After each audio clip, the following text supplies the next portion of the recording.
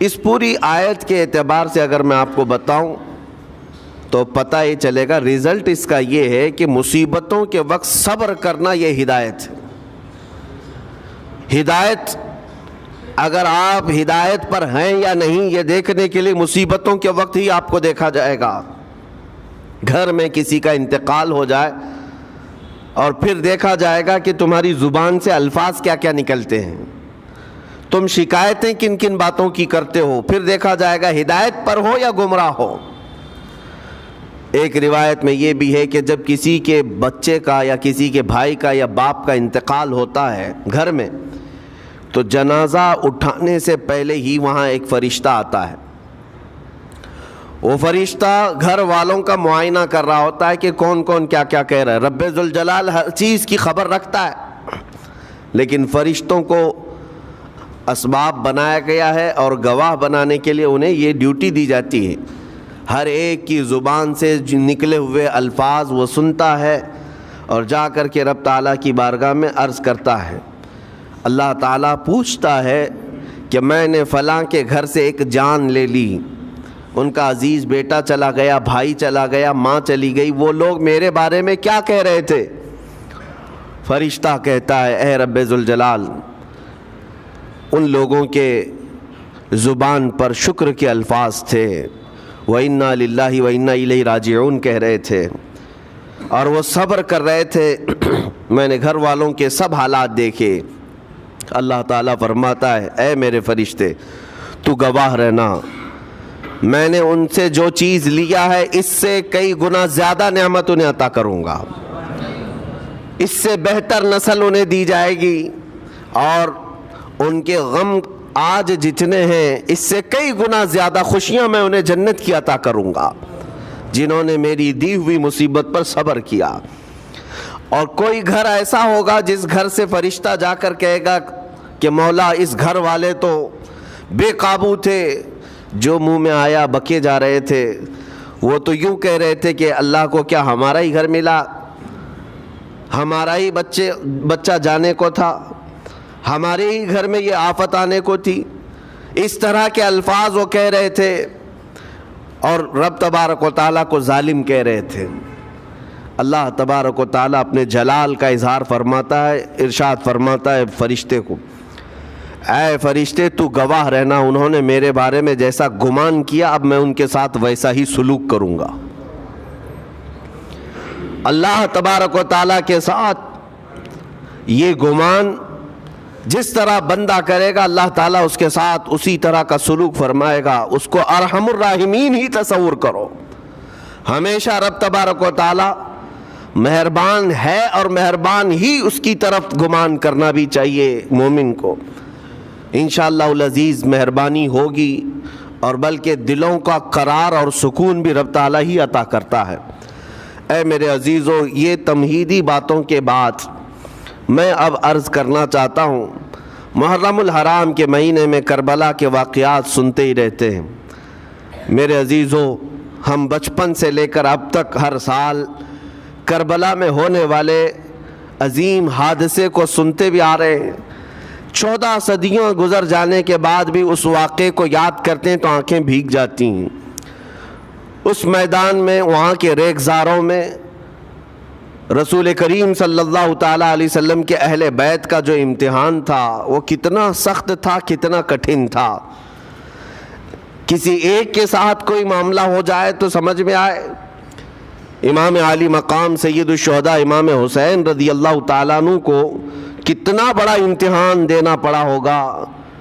ایک نہیں، اپنے خاندان کی 29 لاشیں انہوں نے اٹھائی ایک دن کے اندر، اپنے خاندان کی، پھر دوسرے ان کے اصحاب اور رسول اللہ کے صحابہ بھی اس میں موجود ہیں، اور دوسروں کے بچے بھی اس میں موجود ہیں۔ کل ملا کر 72 لوگوں کی وہاں پر جانیں گئی ہیں، شہادت کا جام انہوں نے نوش کیا ہے، لیکن ہر گھڑی امام حسین ہر موت کو دیکھتے رہے۔ آج کبھی تصور کرنا، ہمارے گھر میں کسی ایک فرد کا انتقال ہو جائے تو گھر پورا عجیب سا ہو جاتا ہے، پورے گھر کا سکون غارت ختم ہو جاتا ہے۔ ہم میں سے کوئی کھانا پینا نہیں چاہتا ہمارے باپ کا انتقال ہو یا بیٹے کا انتقال ہو یا بھائی یا ماں کا انتقال ہو، لیکن امام حسین کی وہ بات مجھے یاد آتی ہے جب اپنے جوان بیٹے علی اکبر کی لاش پر گھوڑے دوڑتے ہوئے بھی دیکھ رہے تھے، اپنے سگے بھتیجے امام قاسم کا سر الگ کر دیا تھا یزیدیوں نے، اور اس سر کو اپنی گود میں رکھ کر کے بیٹھے ہوئے تھے، اپنے سگے بھائی حضرت عباس علمبردار کے ان کے آنکھوں کے سامنے دونوں ہاتھ کاٹے گئے تھے، اور حضرت عباس کے سینے میں نیزہ مار کر کے انہیں گرایا گیا تھا۔ اتنا ہی نہیں میرے عزیزو، امام حسین اس خونی منظر کو اپنی آنکھوں سے دیکھیں جب 6 ماہ کے علی اصغر کو لے کر پانی طلب کرنے گئے تھے تو یزیدیوں نے گلے پر تیر ایسا لگایا تھا کہ خون کا فوارہ مولا حسین کے چہرے پر آ کر لگ گیا۔ پورے کربلا کے واقعات پڑھنے کے بعد میں نے محسوس کیا اتنے پورے واقعے گزر جانے کے بعد بھی ایک چیز کربلا میں نہیں ہوئی، باقی سب آفتیں آئی ہیں، ایک چیز نہیں ہوئی، وہ کیا ہے؟ امام حسین کے زبان سے کوئی شکایت نہیں ہوئی، کوئی شکوہ نہیں تھا، یہ نہیں تھا کہ سارے بجلیاں ہم پر گر پڑی ہیں، اس خاندان کا کون ہے؟ سوائے زین العابدین کے اس پورے خاندان میں کوئی مرد باقی نہیں رہا، پورے خاندان کے بچوں کو، ان کے بڑے مردوں کو، سب کو وہاں پر شہید کر دیا گیا تھا۔ میں عرض تو کر رہا ہوں ایک خاندان کے 29 لوگوں کی لاشیں میدان میں پڑی ہوں، وہ کیسا منظر ہے؟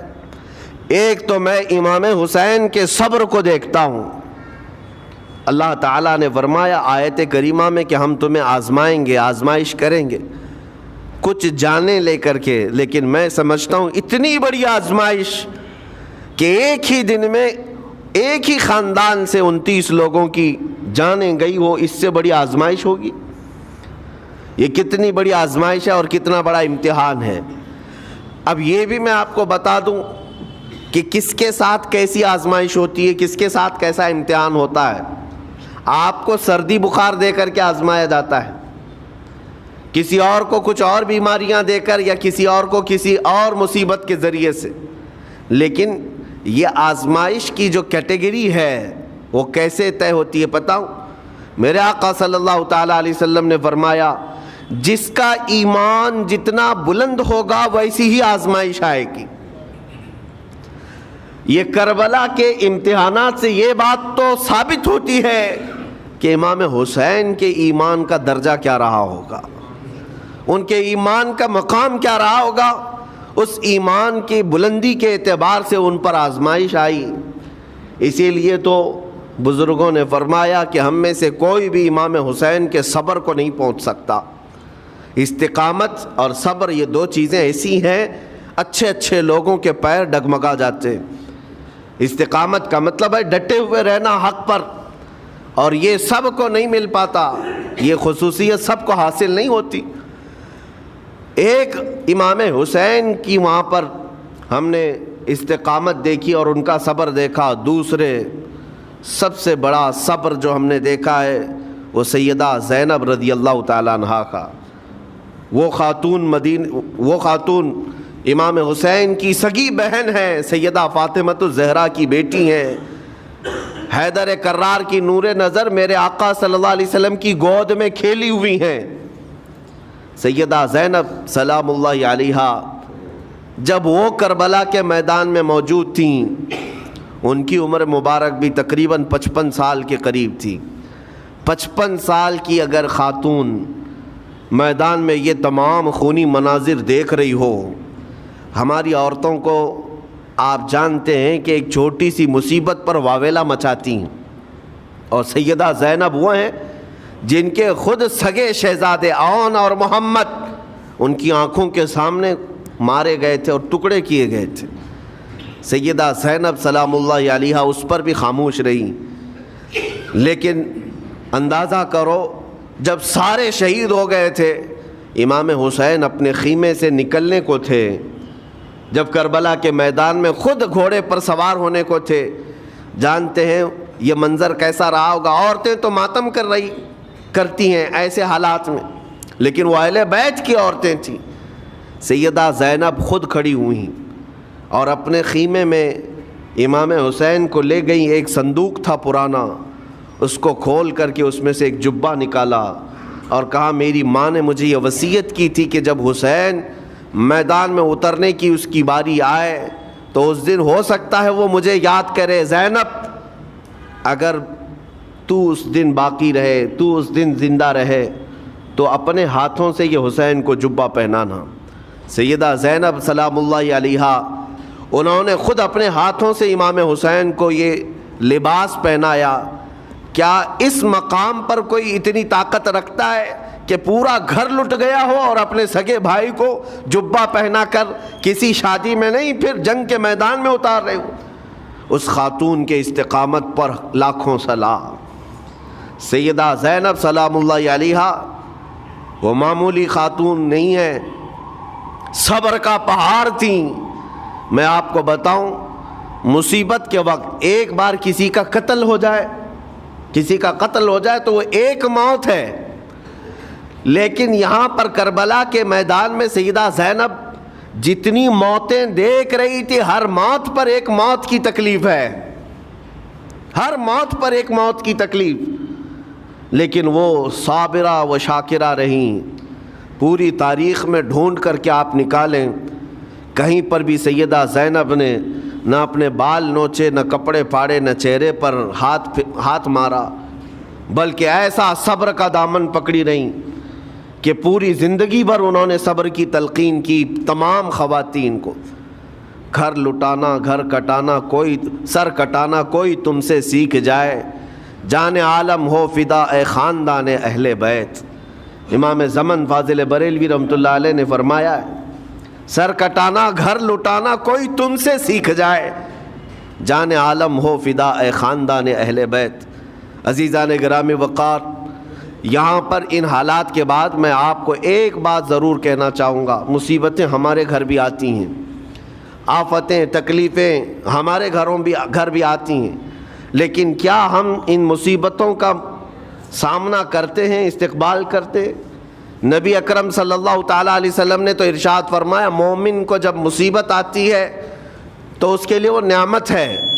دو چیزوں میں سے ایک چیز ہوگی اس کے ساتھ.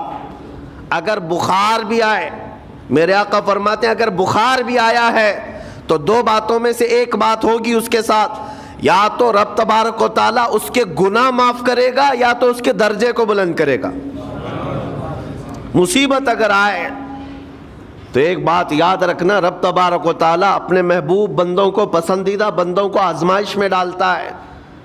ورنہ جو لوگ یہ سمجھتے ہیں کبھی طبیعت خراب ہی نہیں ہونا چاہیے تو فرعون بن جاتے ہیں. ایسے لوگ, فرعون کو 90 سال تک نہ کبھی سردی آئی نہ بخار, کبھی کوئی بیماری نہیں.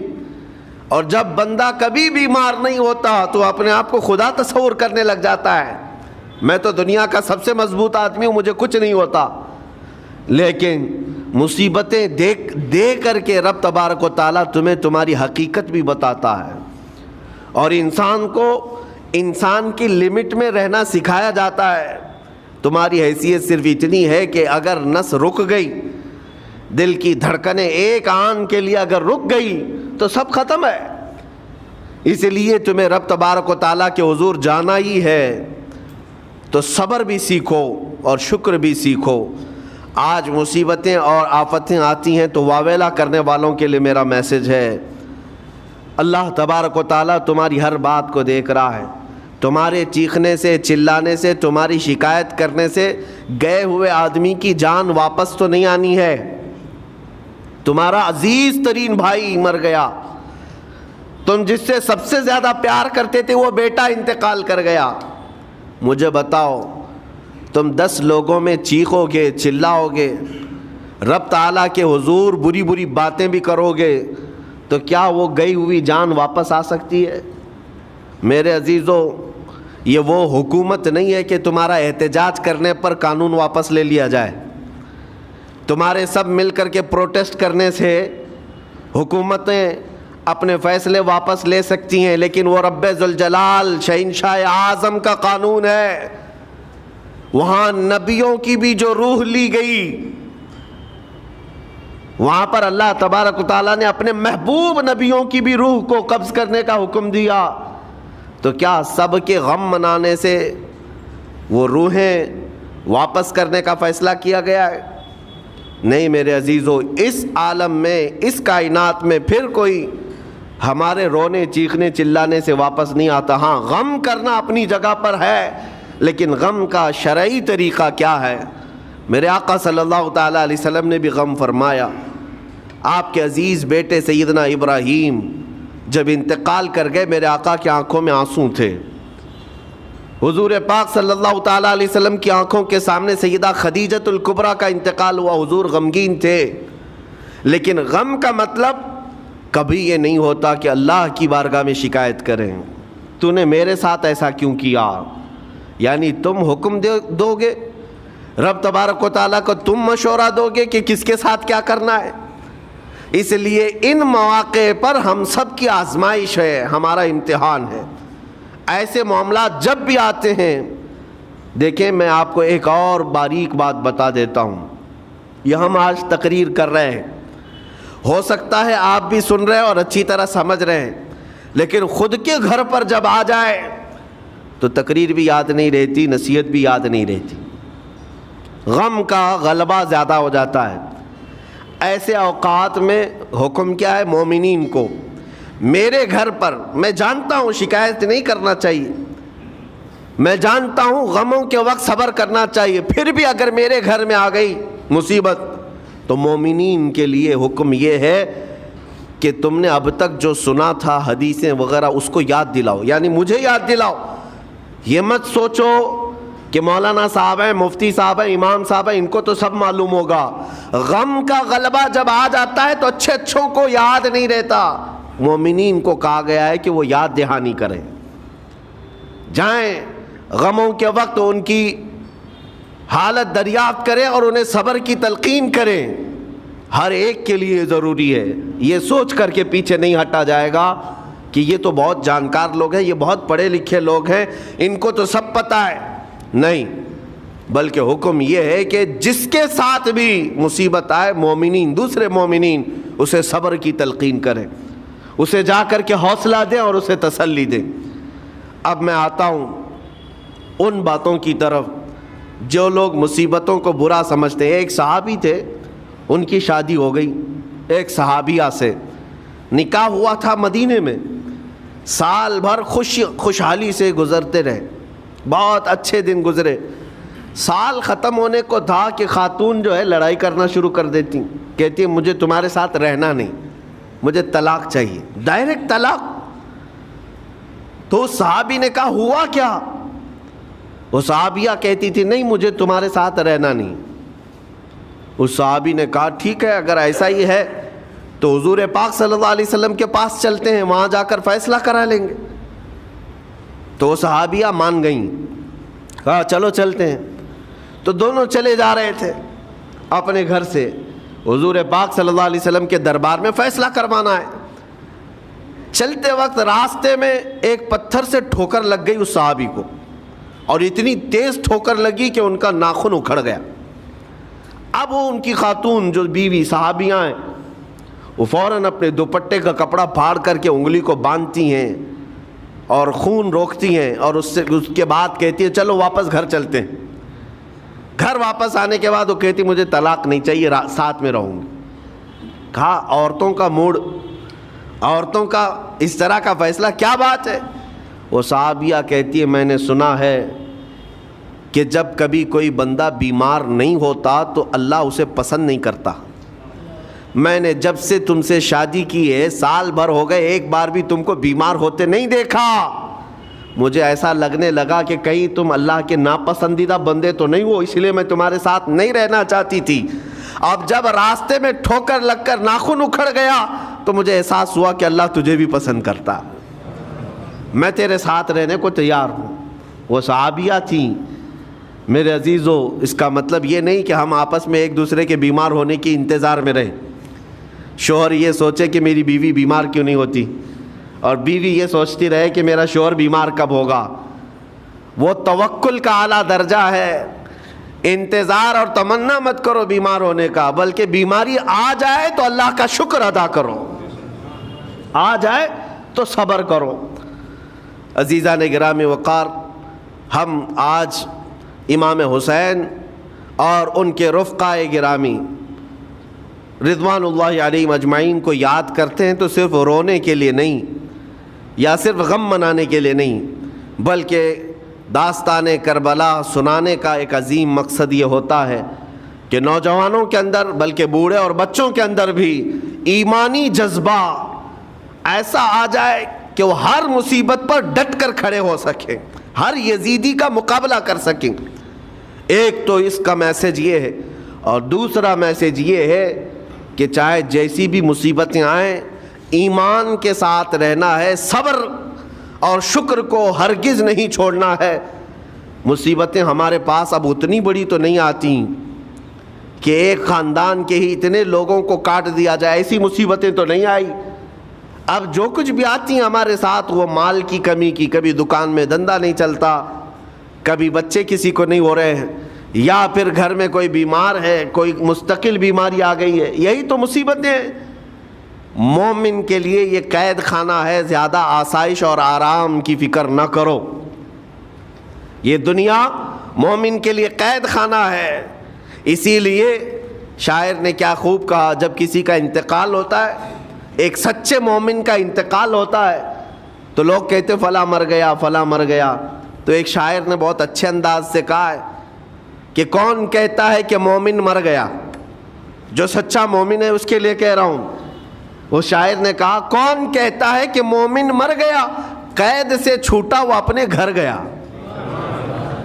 حقیقت تو یہ، قید سے چھوٹا وہ اپنے گھر گیا۔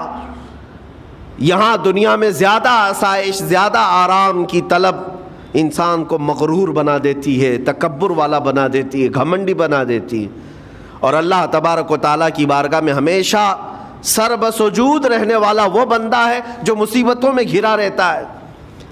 کچھ نہ کچھ مصیبتیں ایسی ہیں جو تمہیں مسجد تک لاتی ہیں، قرآن تک لاتی ہیں، تسبیح تک لاتی ہیں، اور کوئی مصیبت نہ ہو، کوئی تکلیف نہ ہو تو پھر جلدی بندہ اللہ کو بھی یاد نہیں کرتا۔ اسی لیے رب تبارک و تعالیٰ کی بارگاہ میں کچھ فرشتے ایسے ہیں، جب تم رو رو کر کے دعائیں کرتے ہو پھر یہ کہتے ہو میری دعا ہی نہیں قبول ہوتی، مولانا آپ کیجئے، میں تو کب سے کی دعا مانگ رہا ہوں، میری تو دعا ہوتی ہی نہیں، اور آپ کہتے ہیں اللہ تعالیٰ بہت جلدی دعا قبول کرتا ہے۔ یہ نا امیدی تمہاری اللہ تعالیٰ کی ذات سے ہرگز جائز نہیں۔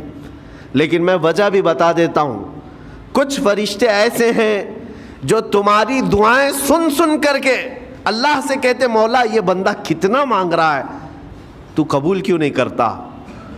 رب تبارک و تعالیٰ یہ جو مانگ رہا ہے اسے دے کیوں نہیں دیتا؟ رب تعالیٰ فرماتا ہے فرشتوں میں بھی سن رہا ہوں اس کے مانگنے کو، اس کی دعاؤں کو، اگر میں ابھی اس کو دے دوں تو وہ مانگنا بند کر دے گا، اور اس کا مانگنا مجھے اچھا لگتا ہے، جب تک وہ مانگتا رہے گا میں اسے پسند کرتا رہوں گا۔ ایک وجہ یہ بھی ہوتی ہے تم مایوس ہو کر کے چھوڑ دیتے ہو کہ اب کیا دعا کرنا، اتنے دنوں سے کر ہی رہا تھا، کچھ نہیں ہوتا۔ اگر تمہاری دعاؤں کا اثر جلدی نظر نہیں آتا تو رحمان تمہاری دعائیں سن رہا ہے اور وہ تمہاری دعائیں پسند بھی کر رہا ہے۔ میرے عزیزو، یہ تمام حالات میں آپ اللہ تبارک و تعالیٰ کی بارگاہ میں کثرت سے دعا ہی کریں اور مانگا ہی کریں جب مصیبتیں آئیں۔ آج کے حالات بھی ہماری آزمائش کے حالات ہیں۔ آج کا جو دور ہے وہ بھی ایک یزیدی دور ہے۔ یہاں پر جگہ جگہ جو مسلمانوں کے ساتھ حالات ہیں یہ ہمارے لیے آزمائش کا دور ہے، بہت بڑا امتحان چل رہا ہے۔ ان حالات میں مسلمانوں کو چاہیے وہ اپنے ایمان کے ساتھ ڈٹے رہیں، استقامت۔ مولا حسین کے سبق کو پڑھیں، اس وقت تو ان کی گردنوں پر تلواریں تھیں، ان کے بچوں کے سینے چھدے ہوئے تھے تیروں سے، لیکن وہ ڈٹے ہوئے تھے میرے مصطفیٰ کی شریعت پر۔ آج ابھی تمہارے سینوں پر بندوق کی گولیاں نہیں لگائی گئیں، ابھی تمہارے اوپر اتنی بڑی مصیبتیں نہیں آئیں، لیکن میں پھر بھی دیکھتا ہوں نوجوانوں کو کہ کوئی مصیبت نہ آنے کے باوجود بھی تم اسلام کے ساتھ کھلواڑ کر رہے ہو۔ میرے آقا کی سنتوں کو پیٹ پیچھے پھینک کر کے تم تو بازاروں کی زینت بننا پسند کرتے ہو۔ اکثر لوگوں کو ہم نے دیکھا آج مجرے کرنے والوں کی کثرت یہ ہمارے نوجوان بچوں کی ہے. یہ اپنے جسموں کی نمائش کرنا اس کو فیشن سمجھتے. نہیں میرے عزیزو، امت مصطفیٰ اور وہ بھی امام حسن اور امام حسین کے غلام اس مردار دنیا پر کبھی بھی اپنی حکومت نہیں چاہتے. اس مردار دنیا کے وہ کبھی خواہش مند نہیں ہوتے. لیکن جن نوجوانوں کو آج ہم ان خواہشات کی پیروی کرتے ہوئے دیکھ رہے، افسوس ہوتا ہے، افسوس ہوتا ہے. آج کے حالات میں تم بھی سنبھل جاؤ، کیونکہ ایک بہت بڑی جنریشن تمہارے پیچھے ہے اور وہ تمہیں دیکھ کر کے نقل کرے گی. اگر آج تمہارا راستہ بگڑ گیا تو یہ جو چھوٹے بچے ہیں وہ بگڑے ہوئے راستے کو ہی اسلام سمجھنے لگ جائیں گے، وہ اسی بگڑے ہوئے راستے کو ہی صحیح راستہ سمجھ بیٹھیں گے.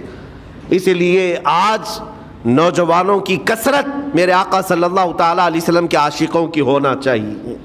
اور ان سخت ترین حالات کا مقابلہ باڈی بلڈر نہیں کر سکتا.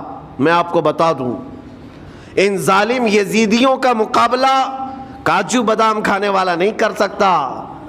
ہاں، ان حالات کا مقابلہ کرنے کے لیے جسمانی طاقت کی ضرورت نہیں. ان بڑے سے بڑے سخت ترین حالات کا مقابلہ وہ نوجوان کر سکتا ہے جس کے سینے میں عشق مصطفیٰ ہو، مولا حسین کے نقش قدم پر چلنے کا عزم رکھتا ہو، پھر چاہے وہ لاغر ہی کیوں نہ ہو، نحیف و ناتما ہی کیوں نہ ہو، کمزور ہی کیوں نہ ہو. لیکن ہم نے دیکھا ہے تاریخ میں کمزور بھی ہے، اگر جسمانی اعتبار سے عشق رسول کی دولت سینے پر رکھتا ہے تو دنیا میں وہ کھلبلی مچا دیتا ہے اور کفار و مشرکین کے خیموں میں اس کی ہیبت طاری رہتی. ہم نے اور تاریخ پڑھی ہے. آخری بات عرض کرتا ہوں، امام اہل سنت فاضل بریلوی امام احمد رضا خان نور اللہ مرقدہ، اعلیٰ حضرت کو کون نہیں جانتا آج کے زمانے میں. ذرا ان کی سیرت اٹھا کر کے پڑھنا اور پھر یہ بھی دیکھنا کہ جسمانی طاقت ان کی کیسی تھی، جسمانی ساخت کیا. وہ چلتے تو لہیم شہیم تھے، اونچے چوڑے اور سینہ بھرا ہوا کہ لوگ صرف جسم کو دیکھ کر کے ڈر جائیں. نہیں، اعلیٰ حضرت فاضل بریلوی رضی اللہ تعالیٰ عنہ اس طرح جسمانی بہت اونچی چوڑی صلاحیت کے نہیں تھے، بلکہ بہت ہی ہلکا جسم رکھتے تھے.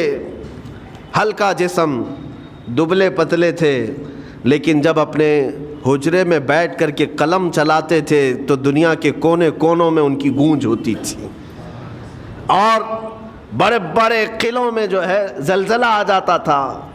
اور سرکار غوث پاک رضی اللہ تعالیٰ عنہ کو کون نہیں جانتا. غوث پاک کا حال تو یہ تھا، جسمانی اعتبار سے آپ کی گردن کی ہڈیاں بھی دکھتی تھیں، اتنے دبلے تھے. اور کثرت عبادت کی وجہ سے، کثرت مجاہدات کی وجہ سے آپ کا جسم بہت ہی کمزور تھا. بلکہ ایک وقت کا واقعہ بھی ہے کہ آپ چلتے چلتے غش کھا کر گر گئے، چکر آ کر گر گئے. جسمانی اعتبار سے اکثر تو آپ پتے کھا کر کے رہے، کھانا بھی نہیں کھایا 40 سال تک. تو جسمانی اعتبار سے کمزور ہونا کوئی معنی نہیں رکھتا.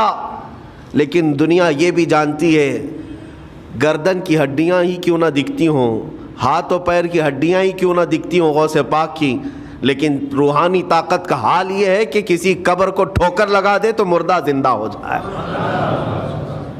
اس طاقت کو میں آج آپ کے سامنے کہنے کی بات کر رہا ہوں. عشق مصطفیٰ سینے میں ہو اور سچی عقیدت و محبت حسنین کریمین سے رکھتا ہو اور پھر اپنے طریقے بدل لے تو بڑے جسم اور ڈیل ڈول بنانے کی ضرورت بھی نہیں آئے گی. مولا کریم تمہارا رعب خود ہی دشمنوں کے دلوں پر ڈالتا ہے. اللہ تبارک و تعالی ہم سب کو آئی ہوئی مصیبتوں کا ڈٹ کر مقابلہ کرنے کی توفیق عطا فرمائے، ہم سب کو استقامت عطا فرمائے اور صبر عطا فرمائے اور شکر عطا فرمائے، اور قیامت کے دن مولا تعالی ہم سب کو امام حسین کے ساتھ حشر عطا فرمائے. میرے آقا صلی اللہ تعالی علیہ وسلم کے جھنڈے تلے ہم سب کو جمع فرمائے. ہمارے ان نوجوان بچوں کو جو راہ راست سے ہٹے، مولا حسین اعظم کے راستے پر ان کو چلنے کی توفیق عطا فرما. قیامت تک ہماری نسلوں کو مولا عاشقان مصطفیٰ میں پیدا فرما. ہماری اولاد کو بدعقیدہ گمراہ ہونے سے ہمیشہ محفوظ فرما.